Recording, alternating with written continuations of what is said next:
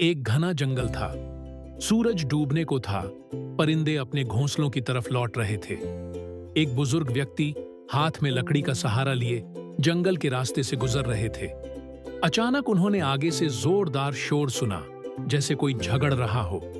वो धीरे धीरे आगे बढ़े। उन्होंने देखा, एक शेर, एक कुत्ता और एक हरिण आपस में लड़ रहे हैं। धूल उड़ रही थी, जमीन पर पंजों के निशान और हवा में गुस्से की गूंज।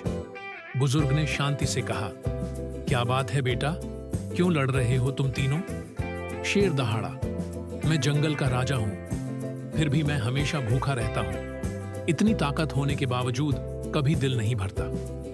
हरिण बोला, मैं आजाद हूं, तेज दौड़ता हूं, लेकिन मेरा हर दिन डर में गुजरता है। मुझे हमेशा लगता है कोई मेरा पीछा कर रहा है। कुत्ता बोला, मैं वफादार हूं, इंसान का साथी हूं, लेकिन कोई मुझ पर भरोसा नहीं करता। सब मुझे ठोकर मार देते हैं।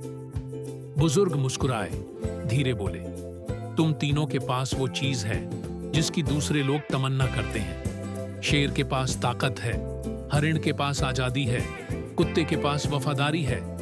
फिर भी तुम सब बेचैन क्यों हो? तीनों जानवर चुप हो गए। जंगल में कुछ पल के लिए सन्नाटा छा गया। सिर्फ हवा के झोंके और पत्तों की सरसराहट सुनाई दे रही थी।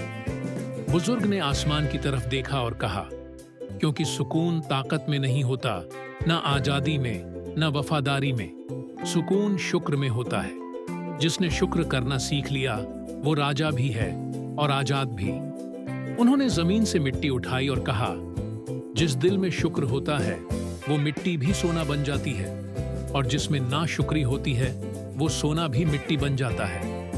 तीनों जानवर झुक गए। शेर की दहाड़ धीमी पड़ गई, हरिण की आंखों में नमी आ गई और कुत्ता चुपचाप बुजुर्ग के पैरों में बैठ गया।